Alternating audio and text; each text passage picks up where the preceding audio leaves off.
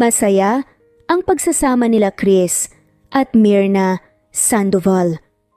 3 taon silang kasal pero hanggang ngayon ay hindi pa rin sila nabibigyan ng anak. Ganun pa man, hindi ito naging dahilan para makaramdam sila ng kakulangan sa kanilang buhay, may asawa. Hanggang dumating ang malaking delubyo na susubok sa kanilang pagsasama. Gaano nga ba katibay ang isang bahay na walang pundasyon? Magawa kaya nitong makaligtas sa anay na unti-unting sisira sa kanila? At hanggang saan nila kayang panindigan ang kanilang sumpaan sa harap ng altar na magkasama habang buhay? Pasado 8:00 na ng gabi pero wala pa rin si Chris. 6:00 ang oras na dapat ay uwi nito mula sa trabaho.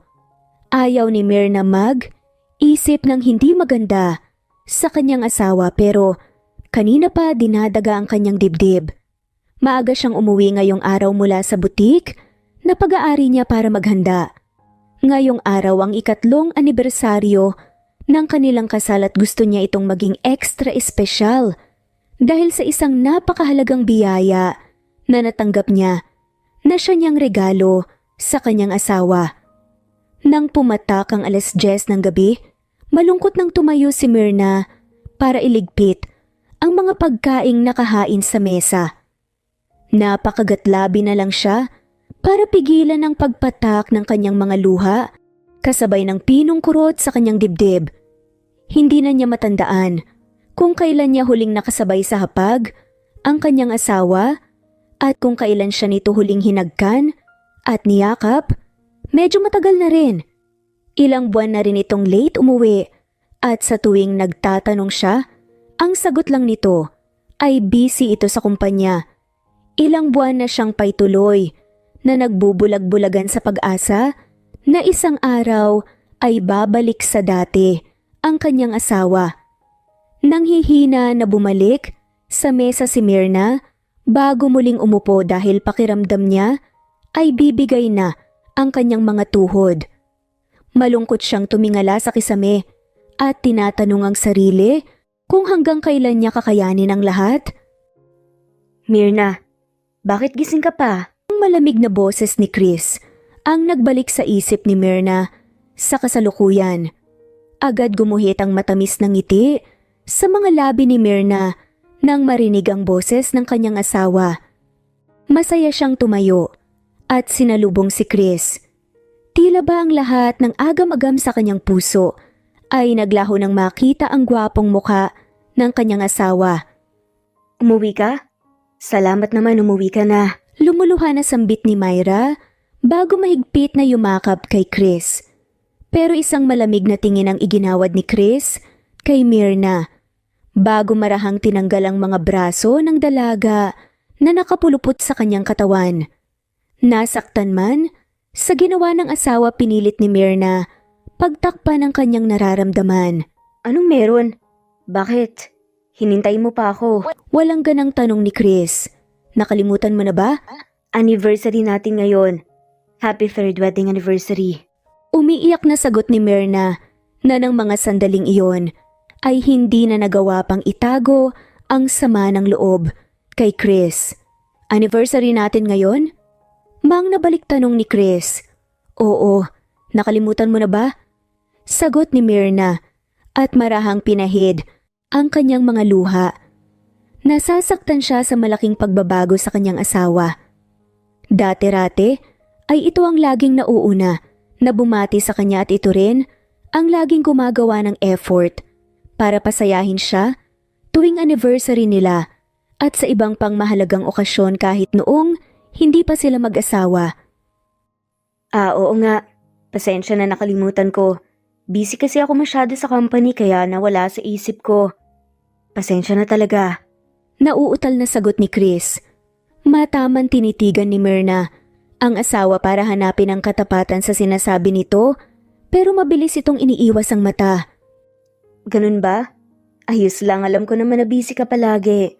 Halika na, kumain na tayo, niluto ko lahat ng paborito natin."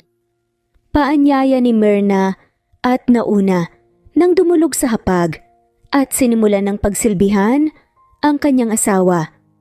Maya-maya pa ay naramdaman ni Myrna ang pagpulupot ng braso ni Chris sa kanyang bewang.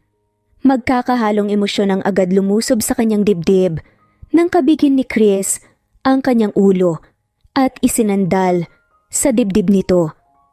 Walang isa man sa kanila ang nagsasalita at tanging ang malakas na tibok ng kanilang mga puso ang kanyang naririnig. Mariing pumikit si Myrna at ninamnamang sadaling yakap siya ng kanyang asawa. "Happy anniversary! Bukas ko na lang ibibigay sa'yo ang regalo ko." Malambing na wika ni Chris. "Wag mo nang isipin ang regalo. Alam ko naman busy ka palagi. Alam mo bang napakasaya ko ngayon dahil kasama kita." Nasisiyahan sagot ni Myrna bago pumihit paharap sa asawa at buong pagmamahal na hinaplos ang pisngi nito. Ilang sandali pa ay masaya nang kumain ang dalawa at masayang binalikan ang mga naganap sa kanilang buhay sa nakalipas na mga taon. Hindi naman napigilan ni Chris ang panakanakang pagmasdan ang kagandahan ng asawa, kagandahang hindi na niya masisilayan pag tuluyan na siyang iniwan nito. Natatakot siya pero kailangan niya itong gawin para sa kaligayahan nilang dalawa. Pagkatapos nilang kumain, kinuha ni Chris ang isang kamay ng asawa at dinala ito sa kanyang mga labi. "Myrna, may kailangan akong sabihin sa'yo." Kabadong sabi nga ni Chris. "Ako rin. May kailangan din akong sabihin sa'yo. Sigurado akong matutuwa ka." Masayang sagot nga ni Myrna. "Sige, ikaw na mauna." Bubuka pa nga lamang sanang bibig ni Myrna nang biglang magsalita pero biglang pumailan lang nga ang tunog ng caller tone ng cellphone ni Chris. Nagmamadali nitong kinuha ang cellphone at agad na patayo sa upuan nang makita kung sino ang tumatawag. Si Jessa. Nang maputol ang tawag, uupo nga sana ulit si Chris pero muling tumunog. Nag-aalinlangan itong tumingin kay Myrna. "Sagutin mo na, baka importante." Utos pa nga ni Myrna. "Sigurado ka ba?" Nag-aalangan na tanong naman ni Chris. "Oo naman, baka importante." Sagot ni Myrna at nang tumalikod ang asawa, pinilit nga niyang pakalmahin ang kanyang sarili. Alam niyang hindi empleyado ang tatawag 10 oras ng gabi at hindi na nga kailangan lumayo sa kanya ni Chris kung wala itong kailangan itago sa kanya. "Hello, bakit ka tumatawag? Nasa bahay ako." Mahina pero mariing bungad ni Chris na nasa kabilang linya. Tuluyan ng dinaga ang dibdib ni Myrna na ngayon ay nakukubli nga sa pader at palihim na nakikinig. "Nagawa mo na ba?" Tanong ni Jessa sa kabilang linya. Si Jessa ang ilang buwan ng karelasyon ni Chris. Sekretary niya ito at kaibigan din ng kanyang asawa. "Hindi pa. Humahanap pa ako ng tiyempo para bigyan mo ko ng oras." Nainis nga na tugon nga ni Chris. "Gawin mo na ngayon din. Makipaghiwalay ka na sa babaeng yan. Nandito ako sa labas ng bahay niyo at pinapanood ko kayo. Kapag hindi ka pa nakipaghiwalay ngayon, ako nang magsasabi sa kanya ng tungkol sa atin. Sasabihin ko sa kanya na matagal mo na siyang niloloko at ilalaglag ko ang anak mo." Galit na banta pa nga ni Jessa. "Ano? Nababaliw ka na ba?" Galit na sagot naman ni Chris. "Hindi ako baliw pero malapit na ako mabaliw. Kapag hindi mo sinunod ang gusto ko, mawawala itong anak mo. At kahit kailan hindi ka na magkakaroon ng anak. Hindi ba tanak lang naman ang habol mo sa akin? Dahil hindi ka mabigyan ng anak ng baog mong asawa?" Galit na sabi pa nga ni Jessa. "Gagawin ko na ang gusto mo. Huwag mo lang idamay ang anak ko." Mariing sagot naman ni Chris pero hindi sumagot si Jessa dahilan para lalo nga siyang magpanik. "Jessa!" Malakas na sigaw nga ni Chris pero tutot nga sa kabilang linya ang kanyang narinig. Idadayal pa nga sana niya ang numero ng babae pero narinig nga niya ang boses ni Myrna sa kanyang likuran. "Jessa, si Jessa ang kausap mo sa ganitong oras?" Tanong ni Myrna at pilit na pinipigilan ang galit na umuusbong nga sa kanyang puso. "Oo, may naiwan kasi siyang trabaho kanina, tinatanong lang niya." Pagsisinungaling pa nga ni Chris bago lumakad nga pabalik sa kusina. "May problema ba?" Nag-aalala na tanong nga ni Chris nang makitang hindi mapalagay si Myrna. "Ikaw, may problema ka ba? May dapat ka bang sabihin sa akin?" Nananantya nga na tanong nga ni Myrna. Ha? Tila wala nga sa sariling sagot ni Chris. Bagay na lalong ikinainis nga ni Myrna. Matapos niyang marinig ang lahat, parang gusto nga niyang magwala at sabihin sa lalaki ang lahat ng nalaman niya. Gusto niya itong sumbatan at ipamukha dito ang lahat ng kasalanan nito sa kanya. Sandaling dumaan ang katahimikan sa pagitan ng dalawa at walang ibang maririnig kundi ang malakas nga na tugon ng kanilang paghinga. Myrna, tapusin na natin to. Maya-maya ay buong tapang na saad ni Chris. Ha? Tapusin ang alin? Nagmamaang-maanga naman at tanong nga ni Myrna. Ito, tayo. Tapusin na natin ang pagiging mag-asawa natin. Seryosong sagot nga ni Chris at agad naman nabumuhos ang emosyon sa dibdib ng babae. Lumapit siya kay Chris at malakas nga itong sinampal. Ang kapal naman ang mukha mo. Pagkatapos ng lahat ng ginawa ko sa'yo, ito lang ang ginanti mo. Sa akin, Chris, minahal kita. Nang higit pa sa pagmamahal ko sa sarili ko. Umiiyak nga sa galit na sumbat pa nga ni Myrna. I'm sorry. Namumula na nga lamang ang mga matang hinging paumanhin ni Chris habang pilit hinuhuli mga kamay ni Myrna. Kulang pa ba ang lahat ng pag-iintindi at pag-unawa ko sa'yo? Sabihin mo sa akin, saan ako nagkulang? Umiiyak at sunod-sunod pa nga na tanong ni Myrna. Hindi ka nagkulang. Akong nagkamali. Ang dami ko ng kasalanang nagawa sa'yo. Hindi ako nararapat sa pagmamahal mo. Lumuluha na rin na wika nga ni Chris. Hindi ka nagkulang. Saad pa nga niya muli. Ang kanina ay masaya nilang selebrasyon na palitan ng pag-iyak at mga hagulgol ni Myrna. Hindi mo ako nirespeto. Kahit ang kasal natin binaliwala mo.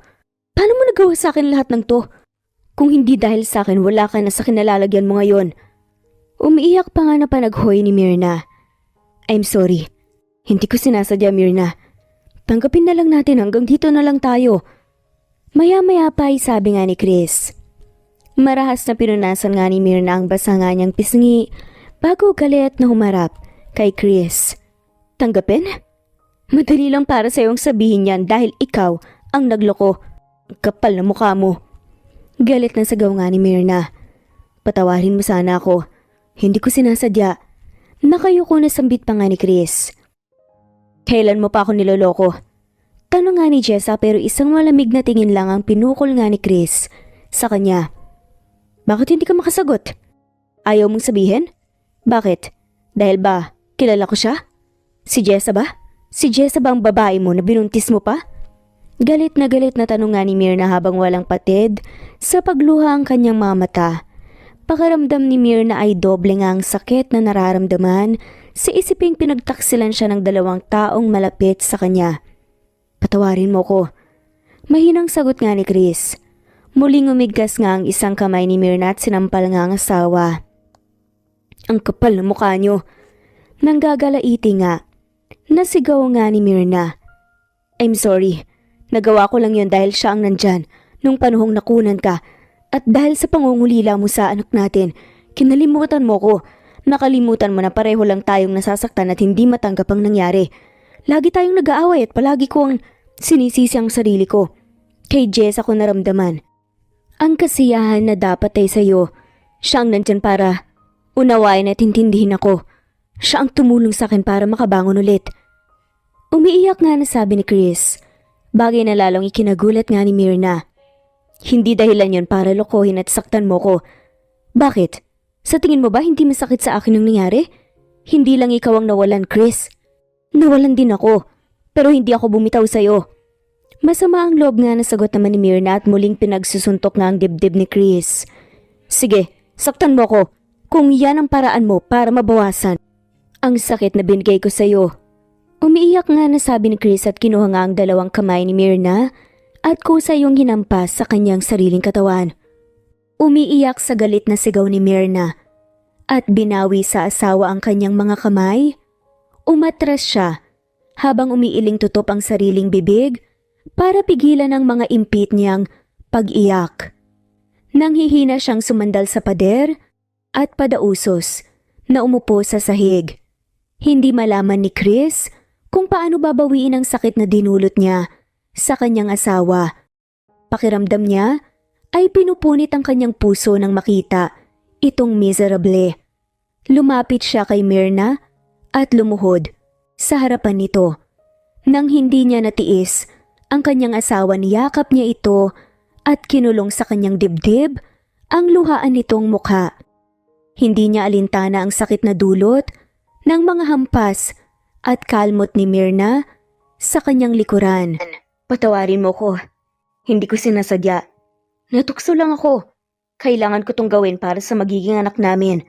Alam kong maintindihan mo rin ako pagdating ng araw. Dahil alam mo kung gaano ko kagustong magkaroon ng sariling anak. Malamlam ang mga matang sagot ni Chris. Muling nilusob ng sakit ang didbitbi ni Myrna nang marinig ang sinabi ni Chris. Tama ito. Ilang beses na ba nilang sinubukan ng magkaanak, pero lagi silang bigo. 2 beses siyang nagbuntis at 2 beses ding nakunan. At ang pagbubuntis niya ngayon, ang 3 beses kaya nakahanda siyang gawin ang lahat, wag lang itong mawala sa kanya. Ayaw niyang gamitin ng bata, pero kung ito ang magiging daan para maisalba ang relasyon nilang mag-asawa, ay susubukan niya. Chris, hindi mo kailangan ng anak kay Jessa o sa kahit kaninong babae dahil magkakaanak ka na tayo. Buntis ako. Naluluha nga na saad pa nga ni Myrna. Myrna, tama na. Alam kong desperada ka ng magkaroon ng anak pero huwag ka naman sanang magpanggap para lang itali ako sa'yo. Matabang nasagot nga ni Chris at parang nandidiri pa nga na lumayo nga sa asawa. Maniwala ka, buntis ako. Magkakaanak na tayo. Nagpatingin ako sa doktor at sila na nga mismo ang nagsabi healthy ang baby ko kaya mataas ang posibilidad na mabuhay siya. Pangungumbinsi nga ni Myrna pero sunod-sunod na umiling nga si Chris. Tama na Myrna, tapusin na natin ang ugnayan natin bilang mag-asawa. Maghiwalay na tayo at huwag na tayong umasa pa na magkakaroon pa tayo ng anak at mabubuo bilang isang pamilya. Pareho lang tayong masasaktan. Ani nga ni Chris bago tumalikod sa asawa at kinuha ang annulment paper na dala nga niya sa attache case niya. Myrna, pirmahan mo na ang annulment paper na to. Wag mag-alala, may 10 milyon kang matatanggap mula sa akin kapag nakipag-cooperate ka. Utos pa nga ni Chris sa sariling asawa. Nahihibang ka na ba? Sa tingin mo ba pipirmahan ko ang lintik na annulment na yan? Galit na sagot ni Myrna. Myrna, mas mabuti nang tapusin na natin ang ugnayan natin kaysa magsama pa tayo. Masasaktan lang natin ang isa't isa. Paliwanag pa nga ni Chris. Sandali na tahimik nga si Myrna, ayaw nga niyang makipaghiwalay sa kanyang asawa pero ito na mismo ang sumuko sa kanilang relasyon. Napangiwi na nga lamang siya nang muling maramdaman ang pait sa kanyang dibdib. Nang maisip ang kanyang anak at ang maselan nga niyang pagbubuntis, matapang na umarap siya kay Chris. Ito ba talaga ang gusto mo? Tanong pa nga ni Myrna sa asawa kahit alam niya ang isasagot nito. Myrna, hindi lang para sa akin. Kaya ako ginagawa to. Para sa'yo din to. Pampalubag loob pa nga ni Chris sa asawa. Kung ganon sige, ibibigay ko ang gusto mo. Matapang na sagot ni Myrna. Sana lang hindi mo pagsisihan ang desisyon mo na to. Lalo na ang pagtalikod mo sa aming mag-ina. Bulong nga ni Myrna sa hangin. Tugon ni Chris, ng mga oras na iyon, ay walang pagsidlan sa tuwa ang kanyang puso. Sa wakas malaya na siya at pwede na niyang ibigay kay Jessa ang buhay, ang nararapat dito at sa kanilang magiging anak. Mabigat ang mga hakbang na lumapit si Myrna. Sa mesa, kinuha niya ang ballpen na nasa tabi ng papel na wala pa ring pirma ni Chris. Mukhang siya ang gusto nitong maunang pumirma. Pikit matang pinirmahan niya ang annulment paper. Pagkatapos, pirmahan ni Myrna ang papel. Walang palaman na siyang tumalikod sa asawa. Malungkot siyang pumasok sa kanilang silid at kinuha ang kanyang mga gamit. Bahay ni Chris, ang bahay na ito, ipinundar ito ng lalaki dahil ito ang dream house nilang dalawa. Dito, sila nangarap ng isang masaya at buong pamilya. Pangarap na ang asawa niya mismo ang sumira. Huminga muna ng malalim si Myrna bago lumabas ng silid. Wala nang dahilan para manatili pa siya doon. pumara siya ng taxi at nagpahatid sa bahay ng kanyang mga magulang. Anak, anong nangyari sa'yo? 10 oras na ng gabi. Nag-aalala na bungad ng ina ni Myrna. Sa kanya si Isabel. Ma, nakipaghiwalay na po sa akin si Chris. Umiiyak na sumbong ni Myrna. Nakikisimpatya na lumapit si Isabel sa anak at mahigpit itong niyakap habang si Densyo na ama ni Myrna ay nagpupuyos sa galit at ni hindi magawang tingnan ang kanyang nag-iisang anak. Sinasabi ko na nga ba, hindi mapagkakatiwala ng lalaking yun. Galit na turan nga nito at mariing kinuyom nga ang sariling kamay habang pinipigilan sumabog ang galit para sa kanyang manugang. Papaayos lang po ko. Tugon nga ni Myrna na agad namang tumigil sa pagiyak nang mahimigan nga ang galit sa ama. Hindi pwedeng ayos lang sa'yo ang panloloko na ginawa ng lalaking yun. Dapat sa kanila bigyan ng leksyon. Kasuhan mo sila. Hindi ka namin pinalaki para saktan at paiyakin ng katulad niyang walang modo. Galit na sigaw pa nga ni Densyo. Pawag na po. Nakipaghiwalay na po ako sa kanya. Pumirma na rin po ako ng annulment namin. Tugon nga ni Myrna. Hindi sumagot si Densyo para halatang hindi nito nagustuhan ang sinabi ng anak. Napailing na nga lamang ito habang namumula ng muka sa matinding galit. Maya-maya lumakad dito palapit sa pintuan dalang susi ng kotse nito. Densyo, saan ka pupunta? Nag-aalalang tanong pa nga ni Isabel. Pupuntahan ko ang hayop na yon. Siya ang nanloko, pero siya pa talagang may ganang makipaghiwalay sa anak natin? Anong akala niya sa atin? Umuusok nga na pa sa matinding galit pa nga na tugon ni Densyo at mabilis na kumala si Myrna sa pagkakayakap ng kanyang ina at nagmamadaling lumapit nga sa ama. Pa, wag na po. Hayaan na lang po natin sila. Buntis po ko pa. Umiiyak pa nga na pag-amin ni Myrna sa ama. Wala nang nagawa si Densyo at napahilamos na lang sa sariling mukha. Bago muling humarap kay Myrna at mahigpit itong niyakap. Alam niya kung gaano kaselan magbuntis ang anak at ayaw niyang bigyan pa ito ng sakit sa ulo. Parang bata na humagulgol ng iyak si Myrna. At sa bisig ng kanyang ama ay nakaramdam siya ng kapayapaan. Tahan anak, ito ang una at huling beses na sasaktan ka ng lalaking yun.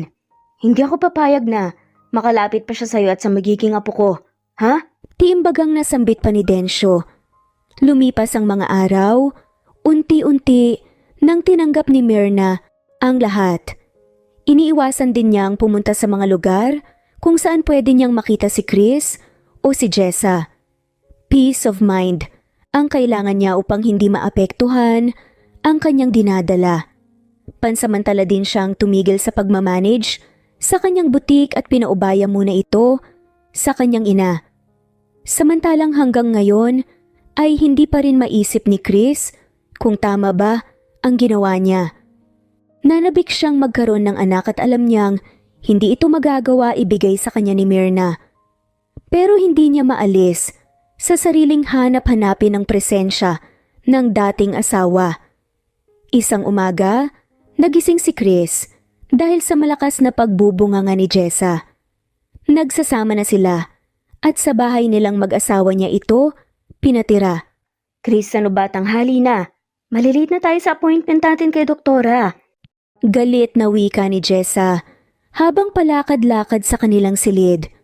Pupungas-pungas na bumangon si Chris at napangiwi pa ng maramdaman ng pagkirot ng kanyang ulo.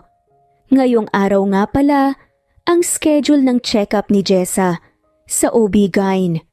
Anong oras na ba? Pasensya na, masama kasi yung pakiramdam ko eh. Katwiran nga ni Chris. Paano hindi sasamang pakiramdam mo? Ang dami mo na namang nainom kagabi. Gabi-gabi ka na lang umiinom at naglalasing. Galit na sermon pa nga ni Jessa habang nakatingin sa mga bote ng alak na walang laman at nagkalat sa sahig. Napakamot na nga lamang sa kanyang batok si Chris bago tumayo.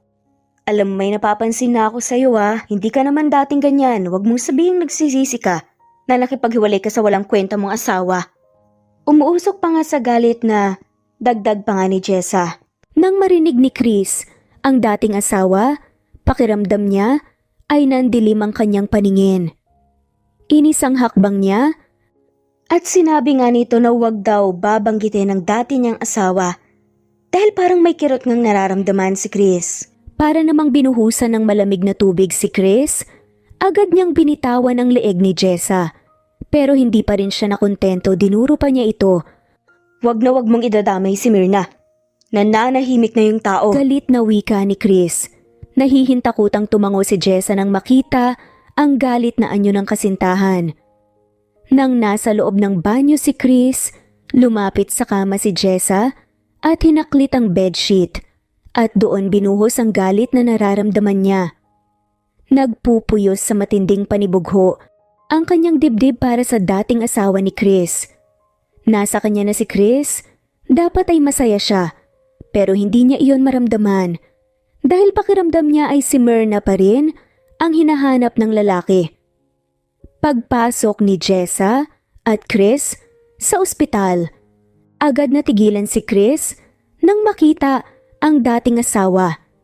Pakiramdam niya ay biglang tumigil sa pag-inog ang kanyang mundo nang makitang makakasalubong niya ito. Napakasimple nitong tingnan sa suot nitong kulay puting bestida at flat shoes, habang nakalugay ang tuwid at itim nitong buhok na lalong nakadagdag sa attraction nito. Maging ang simpleng pagnangiti nito sa mga taong bumabati dito ay napakaganda ring tingnan. Chris, ano ba? Umayos ka nga? Galit na saway ni Jessa sa lalaki nang makita kung saan napako ang mga mata nito. Agad namang umayos ng tayo si Chris at hinayaang pulupot ni Jessa ang kanyang bisig sa bewang nito. Hanggang tumapat sa kanila si Myrna na hindi pa rin nawawala ang matamis ng ngiti sa mga labi. Nawala lang ang nangiti sa mga labi nito nang makita ang dalawa kasabay ng sandaling pagdaan ng kirot sa mga mata nito. Myrna, anong ginagawa mo rito? Nagpapacheck up ka ba ng matres mo? Kung pwede ka pang magkaanak? Tila nangiinsulto pa nga nasabi ni Jessa kay Myrna habang may nang uuyam nga nangiti sa mga labi. Hindi ako nakikipagtalo sa mga taong katulad mo, Jessa. At hindi rin ako pumunta sa OB, sa heart neurologist ako galing. Nagpa-check up ako ng puso ko. Parang hindi kasi normal ang tibok ng puso ko sa tuwing nakikita ko yung pagmumukha nyo. Alam mo na, legal wife allergic sa mga kabit. Sagot nga ni Myrna. Ang kapal ng mukha mo? Nanggigigil na sagot nga ni Jessa. At tangkang sasampalin nga si Myrna pero mag-a-up na itong pinigilan ni Chris. Jessa, maraming tao dito. Bulong pa nga ni Chris. Agad namang natigilan si Jessa bago matamis na ngumiti kay Myrna. Alam mo, ngayong araw nagpa-check up ako, 2 months preg kasi ako. At ang sabi ni Doc, ngayong araw namin maririnig ang heartbeat ng baby ko. Excited na sabi pa nga ni Jessa. Ganun ba? Good luck. I hope na healthy ang baby mo. Nakangiting sagot na nga lamang ni Myrna, bagay na lalong ikinagalit ni Jessa. Siya nga pala, Chris. Okay na ba ang annulment natin? Pinirmahan mo na ba? Sana ma-process na kagad. Kating-kati na kasi akong tanggalin ang apelyido mo na nakadikit sa pangalan ko. At excited na rin akong burahin ka sa buhay ko. Siya nga pala, kung may kailangan ka, don't hesitate to call me, ha? Nakangiting baling pa nga ni Myrna sa dating asawa habang pinaglalandas nga ang kanyang mga daliri sa dibdib nito. Hindi na nga sumagot pa si Chris, galit itong hinila ni Jessa palayo kay Myrna. Chris, let's go? Mariing sad pa nga ni Jessa at halos kalad ka rin pa nga si Chris palayo sa dati nitong asawa. Naiwan namang napapangiti si Myrna habang sinusundan ang tingin ng mga to. Nagpatuloy ang payapang pamumuhay ni Myrna sa piling ng kanyang pamilya. Isang umaga excited nga siyang bumangon ngayong araw, ang prenatal check-up niya at excited na nga siyang marinig ang heartbeat ng kanyang anak. Masayang masaya siya at walang pagsidla ng tuwa ng kanyang puso. Oh Myrna, gising ka na pala, halika tulungan mo na akong magluto. Bati nga ni Isabel sa anak nang makita nga itong nakatayo sa pintuan ng kusina. Good morning ma. Si Papa po? Tanong nga ng dalaga. Nasa library niya. Busy na naman. Tugon nga ng ginang. Maya-maya pa ay sabay-sabay na nga silang kumain. Siya nga pala. Bakit ang aga mong gumising? May lakad ka ba? Tanong pa nga ni Isabel. Meron po ma, check up ko po ngayon. Nakangiting tugon ni Myrna. Ganun ba, pasensya ka na anak. Hindi ka namin masasamahan, may appointment kasi kami ngayon ni Mr. Hernandez. Okay lang po ma, kaya ko naman po eh. Ani na nga lamang ni Myrna. Sige, basta laging mag-ingat sa pagmamaneho. Bilin nga ng ginang. Pagkatapos suriin ng doktor si Myrna, masaya siyang lumabas sa klinik nito na nasa loob din ng ospital. Napakasaya niya ngayon dahil narinig niya ang tibok ng puso ng kanyang anak. At ang sabi pa ng doktor, wala siyang dapat ipag-alala dahil malusog at malakas ang kanyang anak. Pero patuloy pa ring nagdarasal si Myrna na sana ay magtuloy-tuloy ang kanyang pagdadalang tao hanggang maisilang niya ang kanyang supling. Eksaktong labas niya sa klinik ng obstetrician ay dumaan sa kanyang harapan ang mga natataranta na nurse habang tulak-tulak ang isang stretcher. Natulala sa pagkabigla si Myrna at hindi makapaniwala nang makitang si Jessa ang nakahiga sa stretcher at sa bandang paanan nito ay halos mapuno ng dugo. Nakatulala na sinundan ng tingin ni Myrna ang mga ito. Biglang nanginig ang kanyang katawan nang maalala ang ilang senaryo na pinagdaanan din niya. Aalis na dapat siya sa kanyang pwesto ng humahangos na dumating si Chris.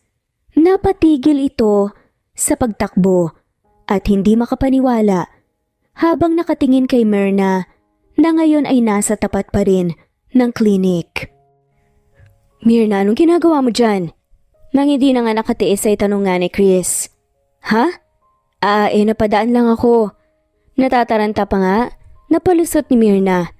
Siya namang pagbukas ng pinto at niluwanga ang doktor na sumuri nga sa kanya. Mrs. Sandoval, mabuti naman po at naabutan ko pa kayo. Nakalimutan kong ibigay sa inyo itong result ng check-up niyo today. Siya nga po pala, huwag niyong kalilimutang inumin ang mga vitamins na binigay ko para manatiling healthy si baby.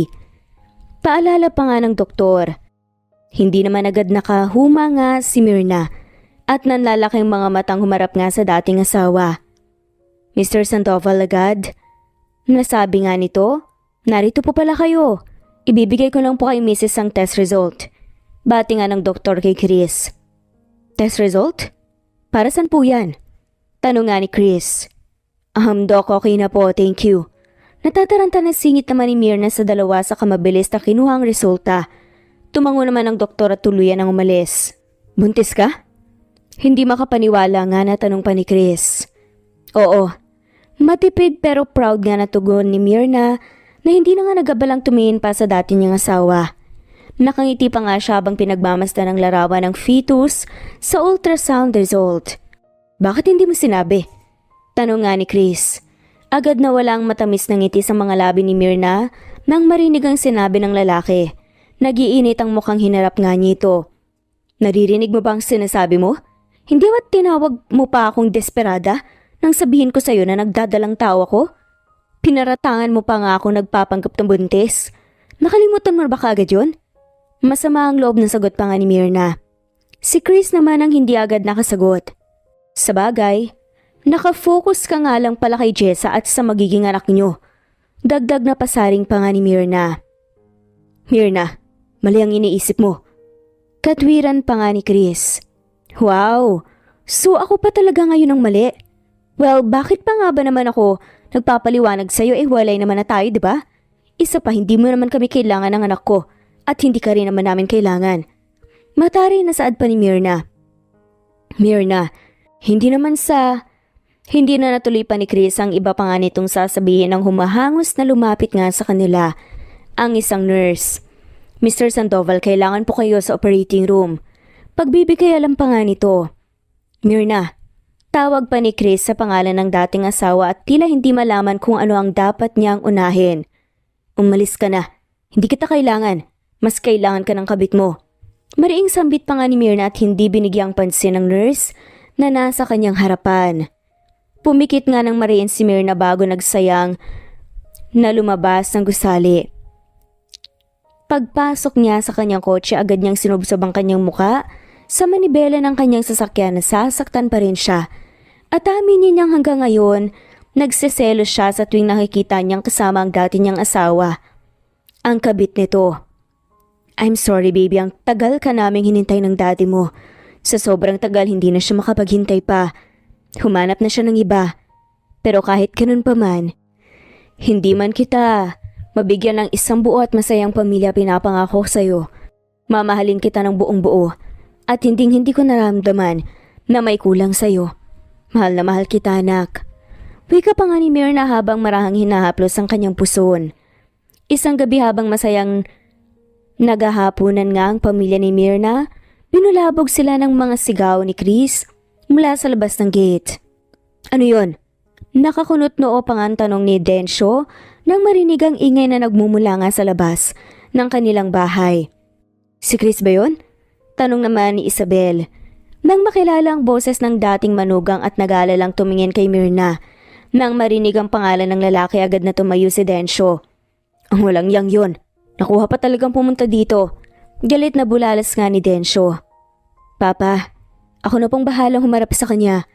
Nababahalang pigil pa ni Myrna sa ama nang makitang palabas na nga ito ng kusina. Hindi, walang lalabas sa inyo. Ako nga harap sa lalaking yan. Galit na tugon pa nga ni Densyo. Nag-alalang tumingin nga si Myrna sa ina para sana humingi ng saklolo pero nagkibit balikat lang naman ang ginang. Wala na nga lamang nagawa si Myrna kundi sundan nga nang tingin ang papalayong figura ng ama. Sir, si Sir Chris po nagwawala sa labas. Gusto po pumasok. Humahangos na wika ng isang kasambahay. Myrna, lumabas ka dyan. Mag-usap tayo. Sigaw nga ni Chris sa labas ng bahay. Please po, umalis na po kayo. Kabilin-bilinan po ni Sir Densyo na wag po kayong papasukin. Awat nga ng guard kay Chris. Aalis lang ako kapag nakausap ko ng si Myrna. Tawagin mo na siya. Kailangan naming mag-usap. Utos nga ni Chris sa lalaki. At ano pang kailangan yung pag-usapan? Gusto mo na naman bang bilugin ang ulo ng anak ko? Dumadagundo nga ang boses na wika pa ni Densyo. Na hindi na malayan nga ni Chris na nakalapit na nga pala sa kanila. Papa, tanging sambit na nga lamang ni Chris nang makita nga ang galit na mukha ng dating biyanan. Huwag mo kong matawag-tawag na papa. Hindi kita anak at lalong hindi na kita manugang dahil nakipaghiwalay ka na sa anak ko. Galit na singhal ni Densyo. Please, kailangan lang po naming mag-usap ni Myrna. May importante po akong sasabihin sa kanya. Pakiusap nga ni Chris. Hindi mo na makakausap ang anak ko kahit kailan. At huwag ka na rin umasang makakalapit ka pa sa kanya. Pa, parang awan niyo na po, ilabas niyo na po si Myrna. Pagmamakaawa nga ni Chris. Umalis ka na, wala kang mapapala sa akin. Seryosong sagot pa nga ni Densyo bago tumalikod sa lalaki. Tangkang lalapit pa dito si Chris para magmakaawa pero maagap itong hinarap ng dalawang gwardya. Tinawag nga muli ni Chris ang papa ng babae pero sagot lang nito, bitawan niyo ako, kailangan kong makausap ang asawa ko. Galit pang singhal ni Chris sa dalawang gwardya na pumpigil nga sa kanya. Palayasin niyo ng lalaking yan at wag niyo nang hahayaang makapasok pa yan sa pamamahay ko. Utos naman ni Densyo sa mga tauhan bago tuluyang pumasok sa loob ng bahay. Anong nangyayari? Nagala lang sa lubong naman ni Isabel. Si Chris nagugulo. Gusto daw makausap ang anak natin pagkatapos ng ginawa niya kay Myrna, hindi ko nahahayaan pa na makalapit pa siya sa pamilya natin. Mababa kasang matinding galit sa sagot nga ni Densyo. Napailing na nga lamang si Isabel at hinimas nga ang likod ng asawa. Pa, sabi ko naman sa'yo, ako nang bahala. Saad pa nga ni Myrna nang makitang hinihingal nga sa galit ang kanyang ama. Anak, ako ang ama mo. Ako dapat ang nagpoprotekta sa'yo. Sagot ni Densyo sa pagitan nga ng mabilis nga na paghinga. Kahit na po, tignan nyo nga para na kayong atakihin pa dyan. Sermon nga ni Myrna sa ama. Kaya dapat maproseso na kaagad ang mga papeles mo anak para makaalis ka na ng bansa. Mabuti pa ang nasa Chicago ka. Doon ay malayo ka sa mga problema at makakaiwas ka sa stress para mas maging ligtas ang baby mo. Pahayag naman ni Isabel. Humugot na nga lamang ng malalim na hangin sa dibdib si Myrna. Ayaw niyang mawali nga sa kanyang pamilya pero kung iyon ang paraan para maalagaan niya ng maayos ang batang nasa sinapupunan niya, gagawin niya. Huwag po kayong mag-alala, Ma. Gagawin ko po kung ano po ang makabubuti sa aming mag-ina. Sagot ni Myrna. Mabuti naman anak kung ganun. Ang kaligtasan mo lang at ng batang dinadala mo ang naalala namin ng daddy mo. Ani nga ni Isabel.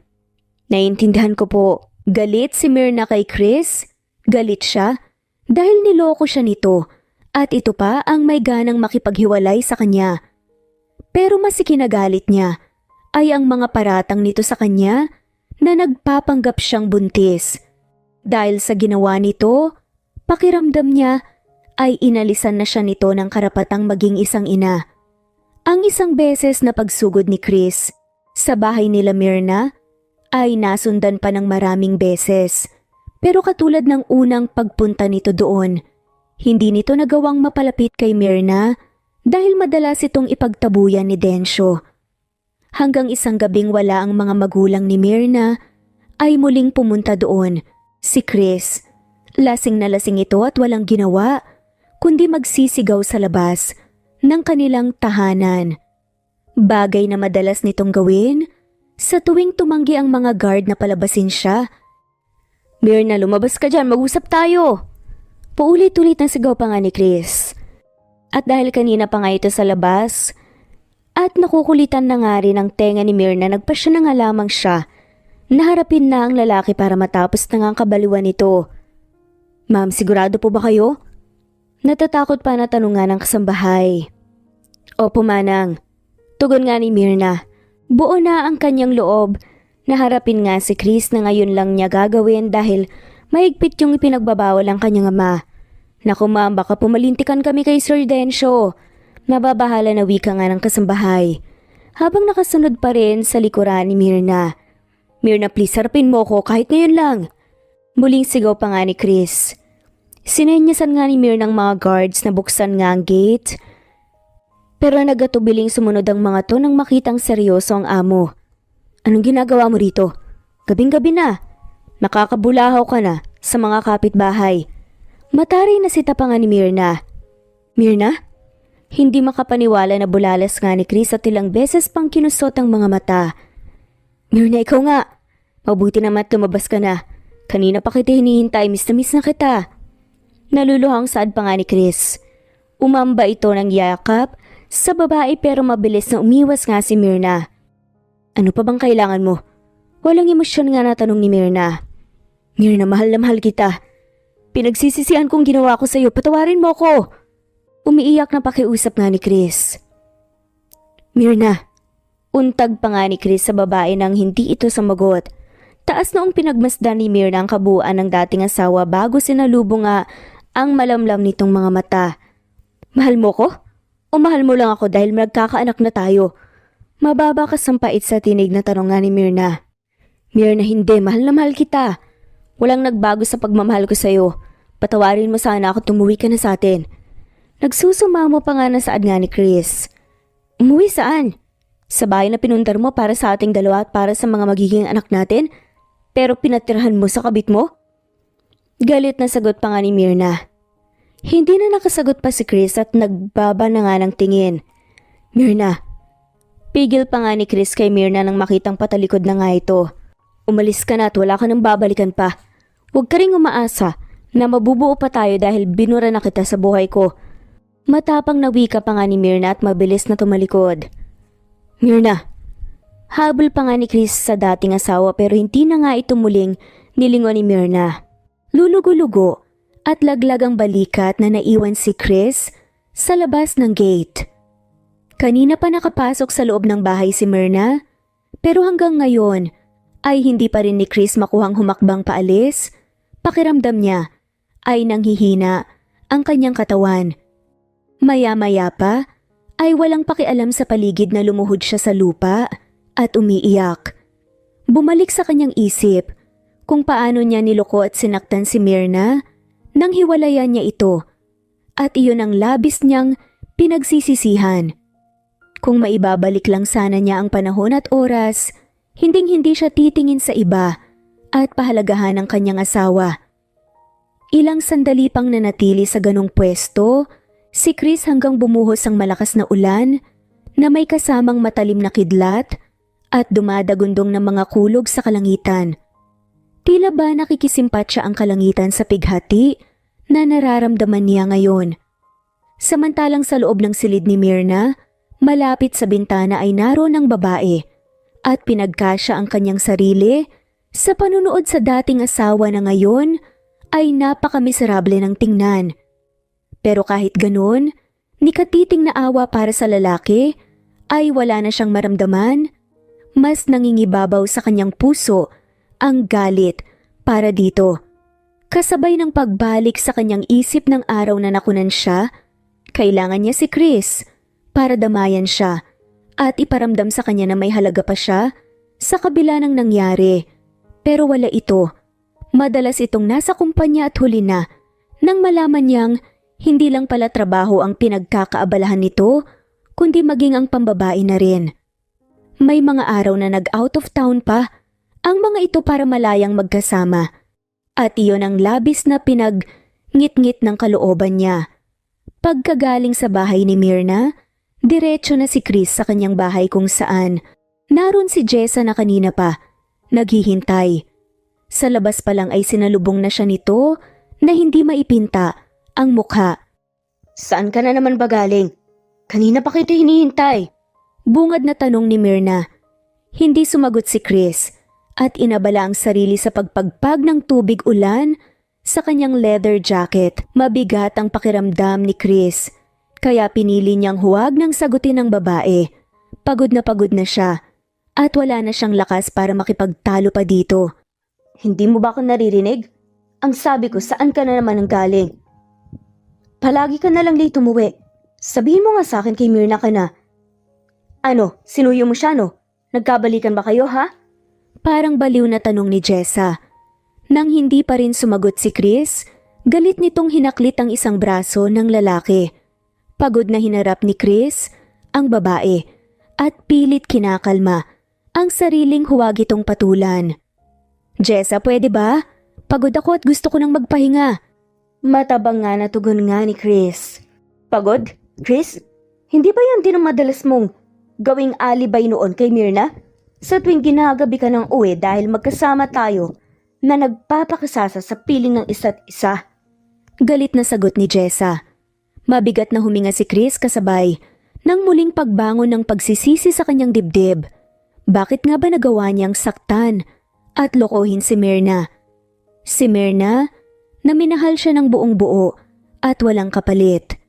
Marahang umiling si Chris at tangkang lalampasan si Jessa pero humarang ito sa daraanan niya. Chris, kinakausap kita. Bakit ba hanggang ngayon si Myrna pa rin ang hinahanap-hanap mo? Ako na ang narito, Chris, at pareho natin itong ginusto. Pero bakit ganitong pinaparamdam mo sa akin? Sumbat nga ni Jessa. Gusto mong malaman kung bakit? Dahil siya ang asawa ko. At sobra ko nang pinagsisisihan na niloko siya at pinagpalit sa'yo. Bakas ang labis na panghihinayang at pagsisisi na tugon pa nga ni Chris. Hiwalay na kayo. Hindi mo na siya asawa. Sagot naman ni Jessa. Oo, hiwalay na kami. Iniwan ko siya dahil sa kagustuhan mo. Dahil sa pagpupumilit mo. At ginawa ko lang yon para sa anak ko na dinadala mo pero ngayon, ani nga ni Chris na hindi nga natapos dahil nilusob nga ng matinding kalungkutan ang kanyang dibdib. Ano ngayon? Anong gusto mong sabihin? Nagsisisi ka na ba? Talaga bang ang bata na yun lang ang habol mo sa akin? Hindi na nga malaman ni Chris kung ano pa ang sasabihin saka walan nga ng masasabi. Marahas niyang hinilamos nga ang kanyang palad sa sarili. Stop! Alam mo ba na pagod na ako sa sitwasyon na to? Galit na sagot ni Chris. Naiwang galit na galit si Jessa na patuloy pa rin sa pag-iyak. Hindi niya akalaing kahit siyang pinili ni Chris ay si Myrna pa rin ang laman ng puso at isipan nito. Nang araw na yon, na sumapit ng flight ni Myrna, masaya nga siyang hinatid ng kanyang mga magulang sa airport. Mag-ingat ka palagi anak. Mahal na mahal ka namin ng papa mo. Opo ma. Huwag po kayong mag-alala, matanda na po ako at kaya ko na po ang sarili ko. Kayo po ni Papa ang laging dapat mag-ingat dito. Dadalasan ko rin po ang pagtawag sa inyo. Nakangiting tugon ni Myrna. Sige, ang apo namin ha? Ingatan mo, nandoon naman ang mga tita mo kaya May mag-aalaga sa inyo. Isabel, tama na yan. Paiiyakin mo pang anak natin eh. Saway ni Densyo sa asawa. Mirna anak, sige na. Baka maiwan ka ng eroplano. Baling pa nga ni Densyo sa anak. Isang mahigpit na yakap ang muling ginawad ni Mirna sa kanyang mga magulang bago tuluyang pumasok sa paliparan. Samantalang, sa loob ng opisina niya ay naroon si Chris. Hindi para magtrabaho kundi para magmuni-muni. Parang kailan lang, masaya silang ikinasal ni Mirna. Ang dami nilang pangarap para sa isa't isa. Naging matagumpay ang kanyang negosyo dahil sa tulong ng mga magulang ng dalaga. Pero ang lahat ng iyon ay binaliwala niya. Sinaktan niya ang kanyang asawa at ang pamilya nitong nagmalasakit sa kanya. Malungkot siyang tumingin sa bintana habang umiinom ng alak. Maya-maya ay umalingaw-ngaw ang tunog ng telepono na nakapatong sa ibabaw ng kanyang mesa. Hello? Bungad ni Chris sa kabilang linya. Pare, nasaan ka? Nandito ako ngayon sa airport. Narito din si Mirna. Hinatid ng kanyang magulang. Mukhang aalis siya ng bansa. Mahabang pahayag ni Dexter, isa sa mga kaibigan ni Chris. Matapos kunin ang ilang mahalagang detalye sa kaibigan, pinutol ni Chris ang linya at nagmamadaling lumbasa sa kanyang opisina. Wala siyang sinayang na oras at agad sumakay sa kanyang kotse at pinaharurot ito papunta sa airport. Nang nasa kalagitnaan na ng daan si Chris, galit na hinampas niya ang kanyang kamay sa manibela ng sasakyan nang makita ang napakahabang traffic. Konting oras na lang ang nalalabi at aalis na ang eroplanong sinakyan ni Mirna. Pero malabo nang maabutan pa niya ito dahil nagkanda buhol-buhol na ang traffic. Dahil sa inis na nararamdaman ni Chris, walang humpay na pinindot niya ang busina ng sasakyan at asakadudukwang sa labas ng bintana, pero tanging ang mahabang pila ng mga sasakyan ang kanyang nakikita. Hanggang isang matandang lalaki na medyo kalbo na Ang lumabas sa sasakyan nito at sinugod ni Chris. Ano bang problema mo? Nakita mo naman na traffic ah. Galit na si tapangan nito. Pasensya na po sir, nagmamadali lang po ako. Kalmadong sagot naman ni Chris. Kung nagmamadali ka at hindi ka na makapaghintay pa, lumipad ka. Maangas na sagot pa nga ng matanda. Hindi sumagot si Chris at napailing na lang hanggang muling umusad ang trapiko. Akala ni Chris ay tuloy-tuloy na ito pero muli itong huminto kung kailan malapit na siya sa paliparan. Nang makitang wala ng pag-asang umarangkada ang mga sasakyan sa unahan, nagmamadaling bumaba sa kanyang koste si Chris at saka tumakbo patungo sa airport.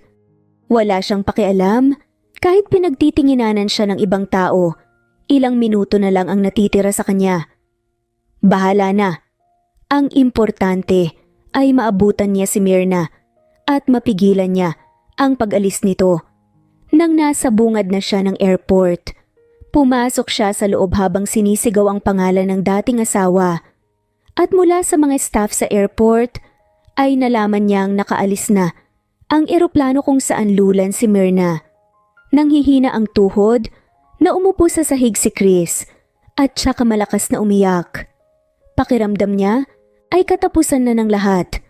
Nang mahimasmasan, laglag ang balikat na bumalik siya sa kanyang kotse. Hindi niya pinapansin ang sunod-sunod na busina mula sa mga sasakyang nasa likuran niya. Sumakay siya sa kanyang sasakyan at agad itong pinasibad palayo sa lugar. Sa tapat ng bahay ng mga magulang ni Mirna, huminto ang kotse ni Chris. Nagmamadali siyang bumaba at malakas na kinalampag ang gate. Sinubukan ni Chris na magmakaawa ng magmakaawa sa mga magulang ng babae na mahal niya na dating asawa niya. Pero wala na nga siyang nagawa pa. At pinaalis na nga lamang siya ng magulang nga ni Mirna. Luhaan ang mga matang sumubsob sa manibela ng kotse si Chris. Hindi niya alam kung paano magsisimula. Hindi niya akalain na ganito kabigat ang magiging kabayaran sa lahat ng kalokohan ginawa niya kay Myrna.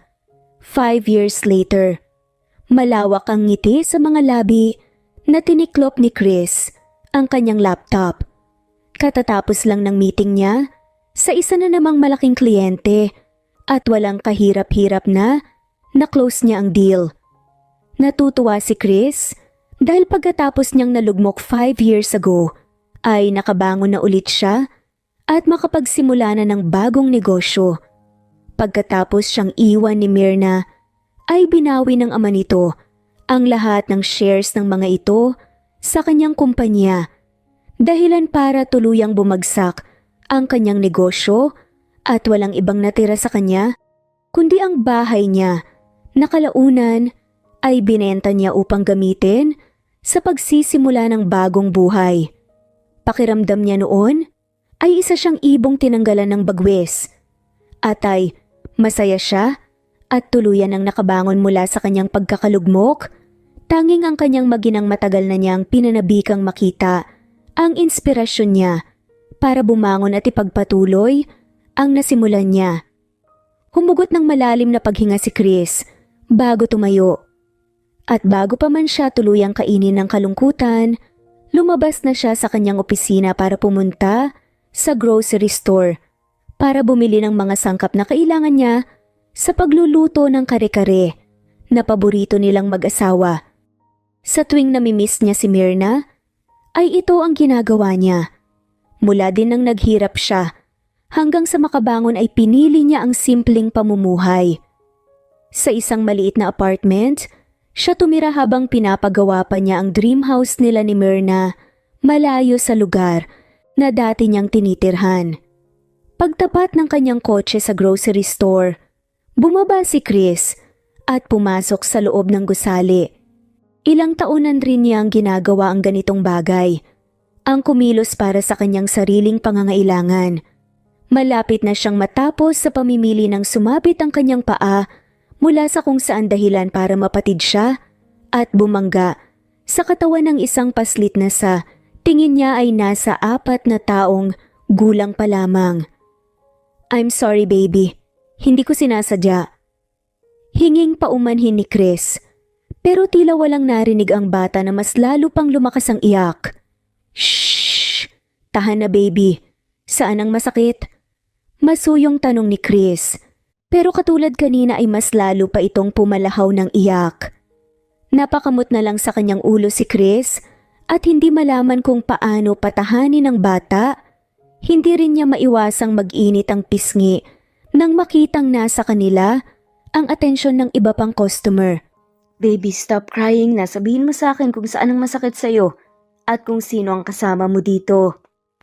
Mahinahong utos ni Chris sa paslit. Samantalang, sa kabilang bahagi ng grocery store, kung saan naroon si Myrna, ay mabilis nitong binitawan ang hawak ng mga canned goods nang marinig ang malakas na iyak ng kanyang anak. Nagmamadali niyang hinanap kung saan nagmula ang iyak nito at bumungad sa kanya ang kaawa-awang itsura ng anak niyang si Marian. Mama! Tawag ni Marian mula sa likuran ni Chris. Automatikong pumihit naman si Chris para sinuhin ang ina ng bata, pero biglang bumilis ang tibok ng kanyang puso nang makita ang pamilyar na babae. Hindi siya maaring magkamali. Kahit ilang taon na ang nakalipas simula ng huli, silang nagkita kilalang kilala pa rin niya. Ang babaeng nasa kanyang harapan, si Myrna. At ang batang nasa tabi niya, posibleng ito ang anak nila. Sandali na natigilan si Myrna nang makita ang dating asawa. Nang makabawi sa pagkabigla, pinili niyang umakto ng normal sa harapan nito. Ipapakita niya sa lalaki na hindi na siya ang Myrna na nakilala at dinurog nito. Baby, anong nangyari? May masakit ba sa'yo? Nag-aalala na tanong ni Myrna sa anak na hindi man lang tinapunan ng tingin si Chris na parang naengkanto nang makita siya. Mama, natatakot po ako sa kanya. Baka po galit siya sa akin kasi napatid po siya sa umbrella ko. Umiiyak na sumbong ni Marian sa ina bago mabilis na yumakap kay Myrna at nagkubli sa likuran ng dalaga. Huwag ka nang matakot sa kanya, kausapin siya ni Mama. Pag-aalo nga ni Myrna. Hi, gusto ko sanang humingi ng paumanin sa abala na ginawa ng anak ko sa'yo. Porma lang tinig na saad ni Myrna. Myrna? Hindi pa rin makapaniwala na tawag ni Chris sa pangalan ng dating asawa. Hindi sumagot si Myrna, sa halip isang malamig na tingin ang ipinukol niya sa lalaki. Myrna, salamat naman. At bumalik ka na. Maluhaluhang saad ni Chris at makikita sa mukha nito ang labis na pananabik sa dating asawa. Inisang hakbang ni Chris ang pagitan nila ni Myrna at tangkang yayakap dito, pero mabilis nang itinaas ni Myrna ang kanyang dalawang kamay para pigilan si Chris sa nais niyang gawin. Myrna, please, bumalik na kayo sa akin. Magsama na ulit tayo. Pagmamakaawa pa nga ni Chris. Sa tingin mo ba talaga? Ganun lang kadali ang balikan ka at kalimutan ang lahat ng kasalanan mo sa akin? Mapait pa nga, nasagot nga nito. Si Chris naman ang hindi kaagad nakasagot sa babae, puno ng pagsusumamo na tumingin nga kay Myrna. Marami nang nangyari, Chris. Marami nang nagbago. Matamang nadagdag pa nga ni Myrna. Tuluyan nang nanlumo si Chris nang marinig ang sinabi ng dati niyang asawa. Pakiramdam niya ay muling gumuho ang mundo niya na pilit niyang binubuo. At sa muli niyang pagharap kay Myrna, nakasalubong ng kanyang mga mata ang inosenteng mga mata ng batang nagkukubli sa likuran nito, pero bahagyang nakasilip sa kanya. Pakiramdam ni Chris ay may kung anong mainit na bagay ang humaplos sa kanyang puso. Saan na ba ang anak natin? Pigil hininga pa nga na tanong nito. Oo, siya ang anak natin. Ang anak na itinatwa mo nung nasa sinapupunan ko pa lang siya. Mapait na sagot nga ni Myrna. Anak? Puno ng hindi maipaliwanag na emosyon na tawag ni Chris sa bata. Nahintakutan naman itong sumiksik sa likod ng ina. Pwede ko ba siyang yakapin kahit sandali lang? Hinging pahintulot pa nga ni Chris kay Myrna, pero naging mabalasik nga ang anyo ng dalaga. Hindi mo mahahawakan maski dulo ng daliri ng anak ko, Chris. Matapang nasagot nga ni Myrna. Please, gusto ko lang makasama at makalala ang anak ko. Pakiusap naman ito. Hello, sweetheart. Masayang bati ni Niel sa mag-ina. Nang biglang may sumulpot nga sa kanila. Daddy Niel! Masayang bulalas naman ng batang si Maria na tagad na nagpabuhat nga sa hindi nga kilalang bagong dating.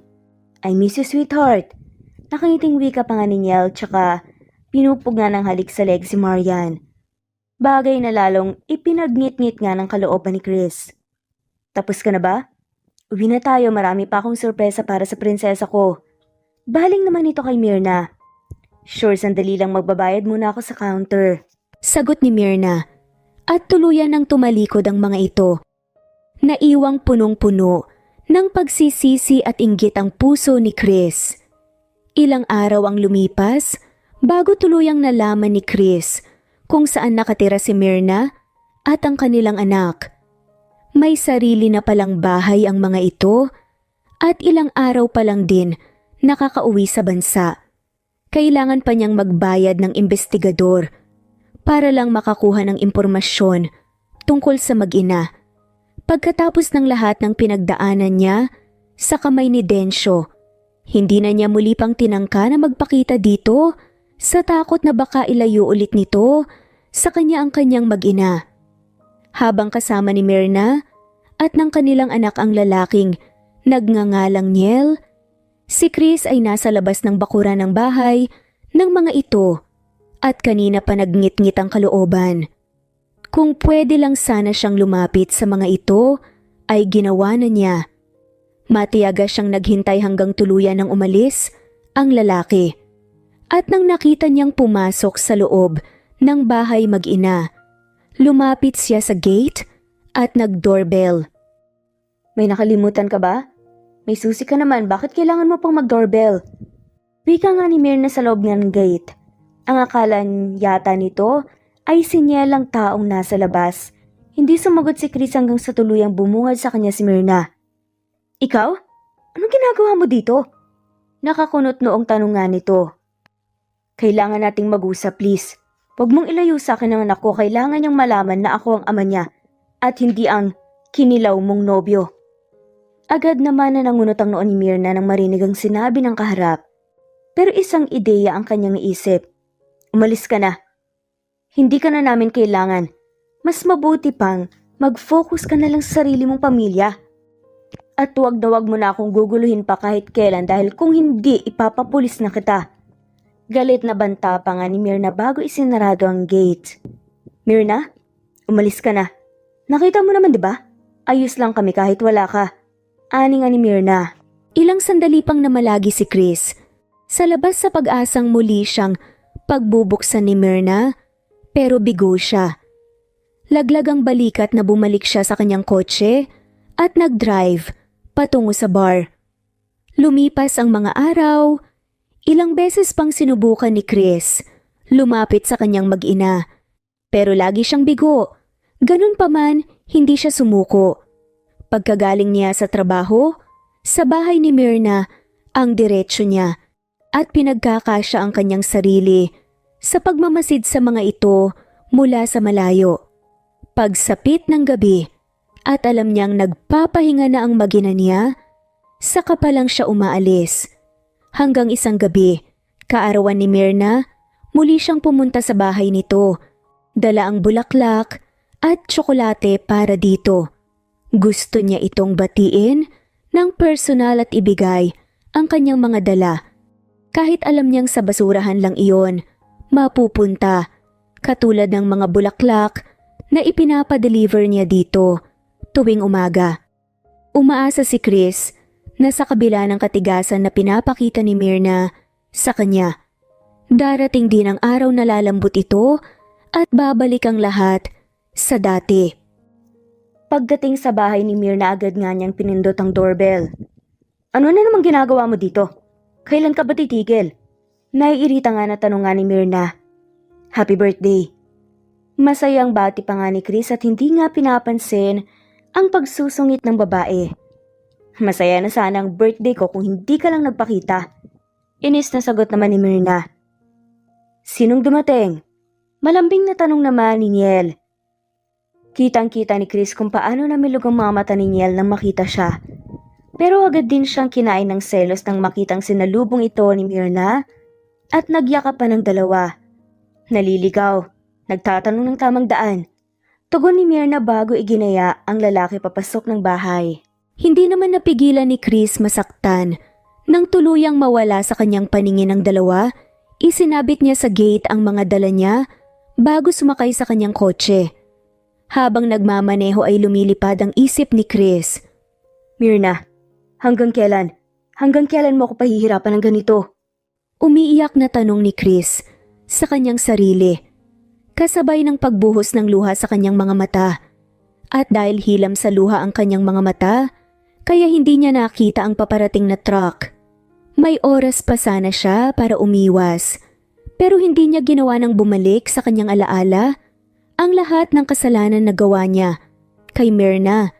Dahilan kaya pinagtabuyan siya nito. Napapikit na lang si Chris nang makitang ilang pulgada na lang ang layo ng truck sa unahan ng kanyang sasakyan, hanggang tuluyan na siyang sinalpok ng truck. Ang malakas na ingay sa kalsada at ang pagkalampag ng mga bakalang sunod na narinig ni Chris. I'm sorry, Myrna. Mahal na mahal kita. Anak, patawarin mo ko kung hindi mo ako makilala bilang ama mo. Mga katagang huling nasambit ni Chris bago tuluyang dumilim ang kanyang paligid. Nang magising si Chris, ay nasa ospital siya. Hindi niya alam kung ilang oras na siyang nakatulog, basta ang alam lang niya ay magaan ang pakiramdam niya. Pakiramdam na para bang nagkaroon siya ng maayos at mahabang tulog bagay na hindi niya naranasan sa nakalipas na mga taon. Natigil sa pagmumuni-muni si Chris nang mula sa kung saan ay narinig niya ang boses ni Myrna. Nurse, Doc, gising na ang pasyente. Sigaw nito sa labas ng kanyang silid. Sakalang ito napansin ni Chris, ganon din ang batang nasa gilid niya. Natahimik na nakatunghay nga sa kanya. Daddy, you are awake? Pinakinggan po ni Lord ang prayer ko. Umiiyak pa nga nakatuwang nasambit ng paslit. Tinawag mo akong daddy, anak? Saad pa nga nito at hindi makapaniwala si Chris. Opo, di ba po ikaw po ang daddy ko? Sabi po ni Mommy, ikaw po ang totoong daddy ko. Matagal na po kitang gusto ihag kaso ayaw po ni Mommy. Dahil may kasalanan ka daw po na ginawa sa amin pero wag po kayong mag-alala kasi pinatawad na po kayo ni Mommy. Love na love po niya ikaw. Inosenteng saad pa nga ni Marian. Talaga sinabi ba ng mommy mo yan sa'yo? Opo, tsaka nag-promise po siya sa'yo nung natutulog ka pa na magkakasama na pa ulit tayo dahil love ka po namin. Hindi po ni mommy kayang mawala ka sa amin. Ani pa nga ni Marian. Salamat anak, love na love ka din kayo. Masayang tugon nga ni Chris bago kinabig nga ang bata at niyakap. Ilang sandali pa ay dumating na nga ang nurse at doktor para suriin nga si Chris kaya lumabas munang mag-ina. Pagbalik nga ni Myrna sa silid, ay mag-isa na nga lamang doon si Chris. Nahihiya itong tumingin sa binata. Salamat sa pagbabantay niyo sa akin, sana patawarin mo ko sa mga kasalanang ginawa ko sa iyo. Sa inyo. Umiiyak na wika nga ni Chris. Agad bumuhos naman ang landas ng mga luha sa magkabilang pisngi ni Myrna. Patakbo itong lumapit kay Chris at niyakap nga ang binata. Huwag ka nang humingi ng tawad. Alam ko na ang lahat. Sana pinakinggan kita noon pa. Sana hindi ko hinayaang maging bato ang puso ko. Sugot pa nga ni Myrna habang umiiyak. Shh, wala kang kasalanan, akong may kasalanan. Sa lahat ng nangyari, hindi ako naging tapat sa'yo. Pinapatawad nga kita. Ngayon ako naman ang hihingi ng tawad. Sa mga ginawa ni Papa sa'yo. Inamin na nila sa akin ang lahat kung paano nila binawi ang mga shares nila at kung paano kanila pinahirapan. I'm so glad na sa kabila ng mga ginawa niya sa'yo, ay nakabangon ka at nakapagsimula ulit. Pagkukwento nga ni Myrna. Kinaya ko ang lahat para sa inyong mag-ina. Gusto ko pa kayong makasama at mabuo tayo bilang isang pamilya. Huwag kang mag-alala. Lahat ng yan magagawa natin. Tugon naman ni Myrna. Talaga? Pero paano? Diba may nobyo ka na? Nagtatakang tanong pa nga ni Chris ang totoo. Hindi pa nga siya umaasang magkakabalikan sila ni Myrna. Masaya na nga siyang hinayaan nito na makalapit sa kanya ang kanilang anak. Nobyo? Sino? Sinyel? Baliw ka talaga. Shock la kaya Sinyel? Tumatawang sagot pa nga ni Myrna. Talaga? Ang maskuladong yun? Bakla pala? Hindi makapaniwalang tanong ni Chris. Oo. Tsaka hindi naman kita kayang ipagpalit sa kahit na sinong lalaki dyan, no? Nakairap pa nga na komento nga ni Myrna. Salamat. Mahal na mahal kita. Sambit nga ni Chris. Mahal na mahal din kita. Siya nga pala, nandito si Jessa kasama namin siya sa pagbantay sa'yo ng ilang araw. Pagbibigay alam nga ni Myrna. Nagkita kayo? Oo, sinabi niya sa akin ang lahat na set up lang ang ginawa niya. Sana maging aral na lang sa atin ang nangyari at mas patatagin na lang tayo. Ani nga ni Myrna. Nang naaksidente si Chris, inamin ng mga magulang ni Myrna ang mga nangyari noong umalis siya ng bansa. Labis ang awa na nararamdaman niya para kay Chris. Ilang araw itong comatose dahil sa pinsalang tinampu nito at sa ospital ay nag-usap sila, Jessa at Myrna. Nalaman ni Myrna na nasa bansa pa pala siya nang maghiwalay ang mga ito.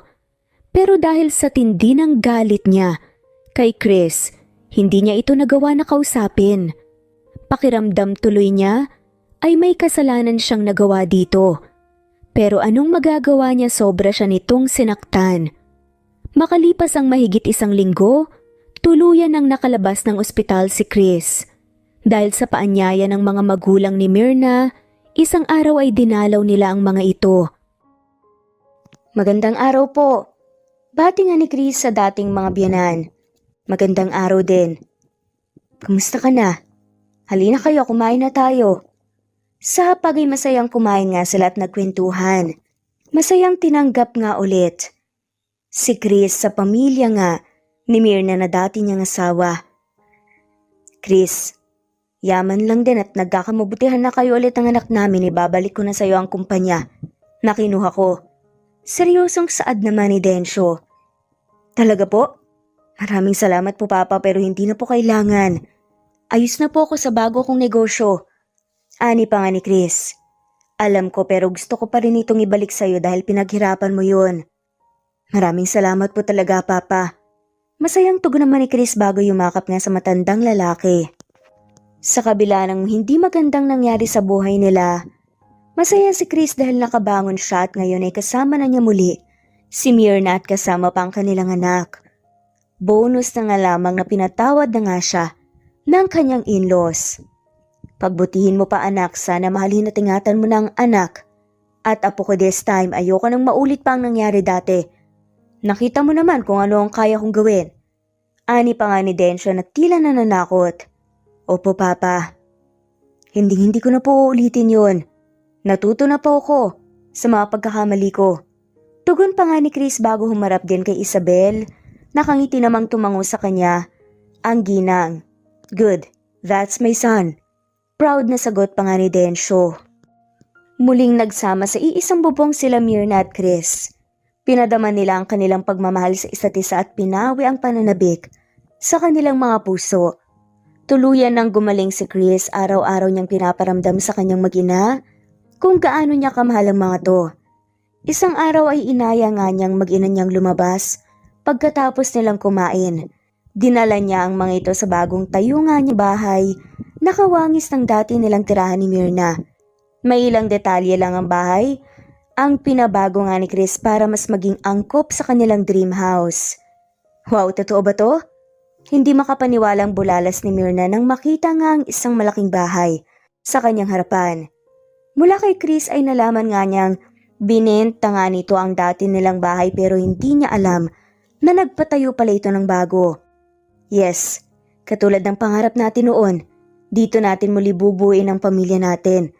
At ang bahay na ito ang perfect para sa atin dahil sabi nga nila, bagong bahay, bagong buhay, bagong pag-asa.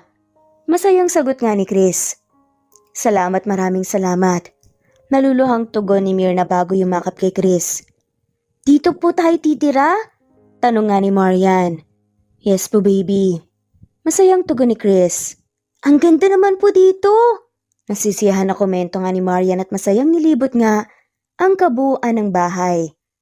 Ang gaan sa pakiramdam ng bahay na to, feeling ko, walang nagbago sa atin, parang bumalik ang lahat sa simula noong bago pa lang tayong kasal.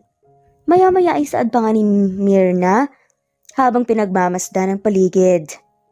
Kasi nga wala naman talagang nagbago sa atin. Sagot ni Chris. Anong wala? Excuse me mister. Sa pagkakatanda ko, hindi na tayo mag-asawa. Nakapameywang pa na sagot nga ni Myrna. Sinong nagsabi sa'yo ha? Tanong nga ni Chris. Saka kiniskis nga ang kanyang baba na may bagong sibol na balba sa leeg ni Myrna. Nakalimutan mo na ba?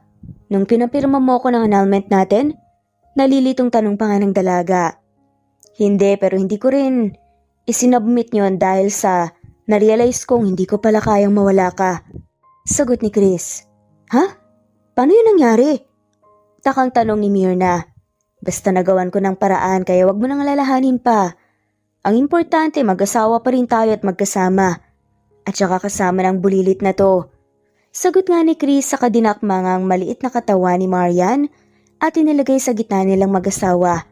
Malakas na tumawa nga sila Chris at Myrna nang marinig ang malakas na palirit nga ni Marian dahil sa pagkagulat. Walang pagsidla ng tuwa sa puso ni Myrna at Chris nang makita kung gaano kasaya ang kanilang anak. Pareho na nga silang magkasama nito. Mahal na mahal ko kayo. Maya-maya pa ay buong puso nga nasaad nga ni Chris. Mahal na mahal ka din namin, hindi ba baby? Saad pa nga ni Myrna bago bumaling nga sa anak. Yes po, love na love ko po kayo. Malakas na sagot ni Marian. Bago muling niyakap ang kanyang mga magulang na pareho namang ginantihan ng mga ito.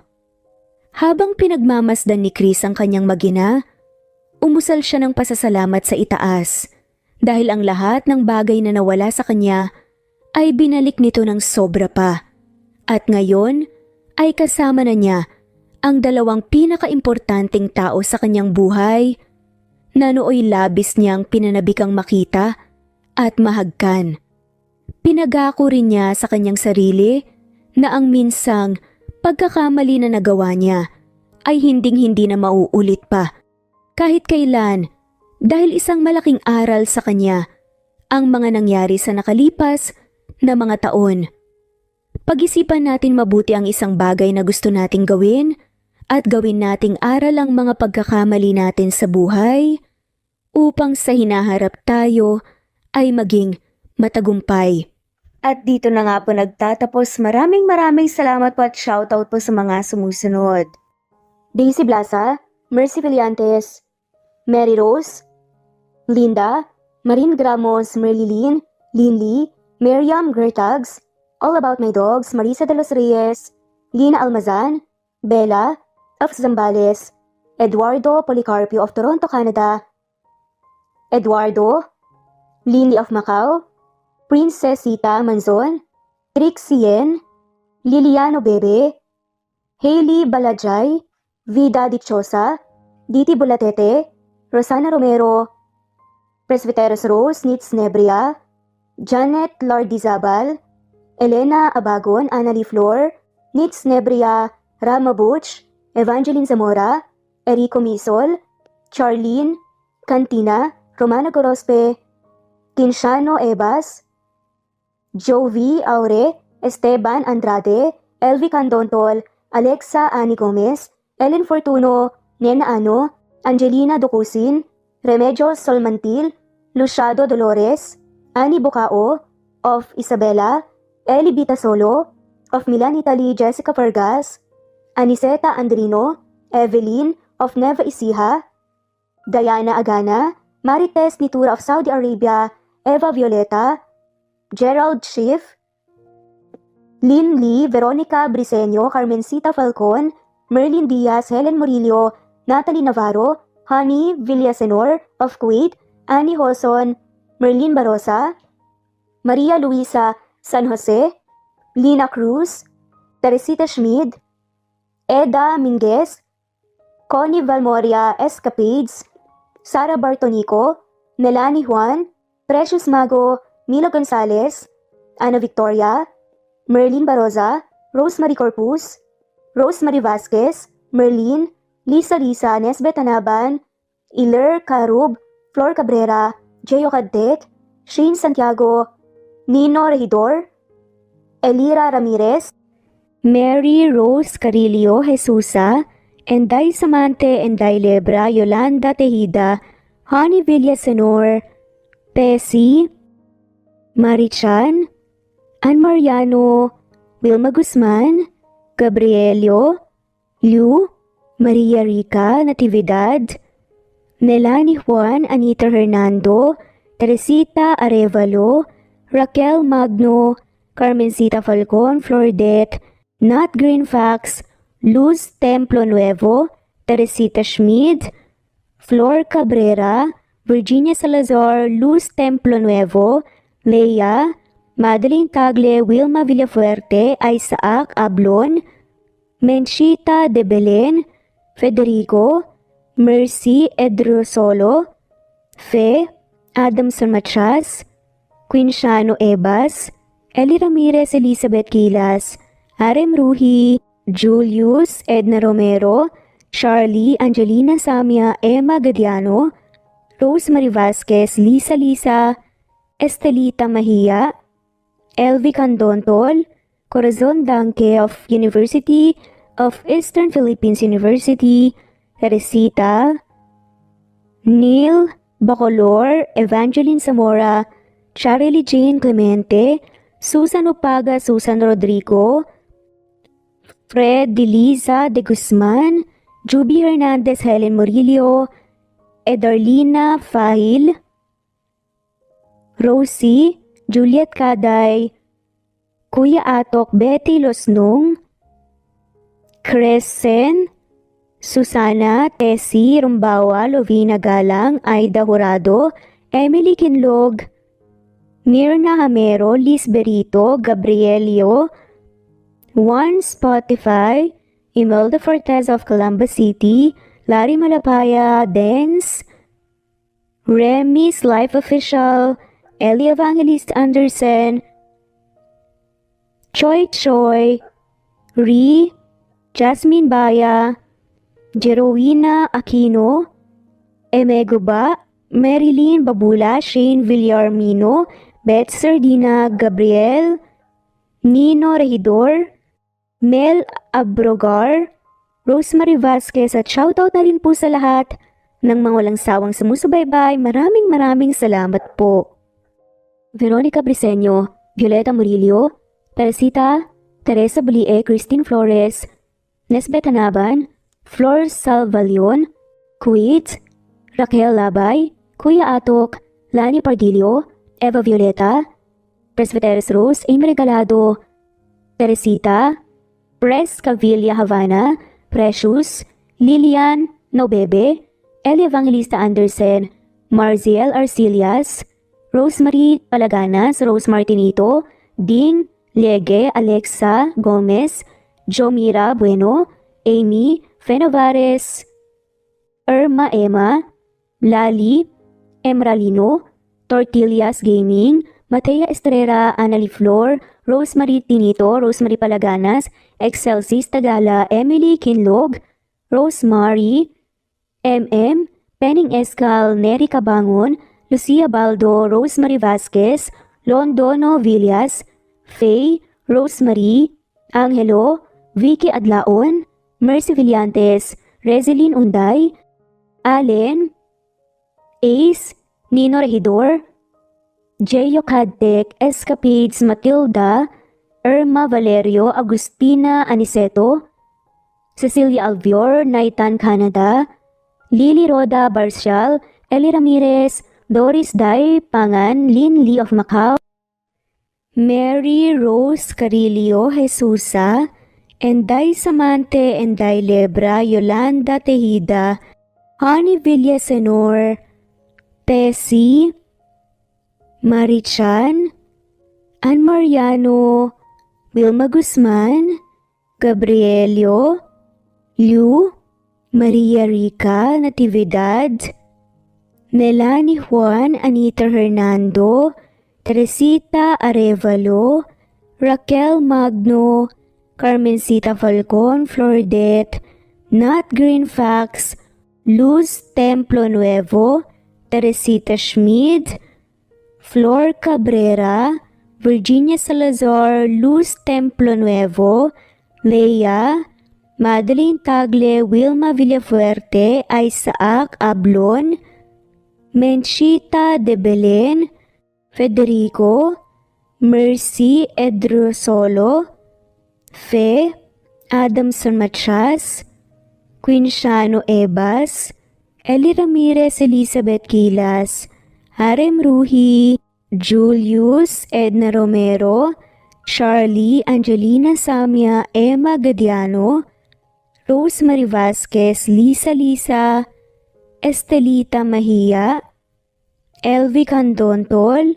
Corazon Danke of University of Eastern Philippines University, Teresita, Neil Bacolor, Evangeline Zamora, Charlie Jane Clemente, Susan Upaga, Susan Rodrigo, Fred Deliza de Guzman, Juby Hernandez, Helen Murillo, Edarlina Fahil,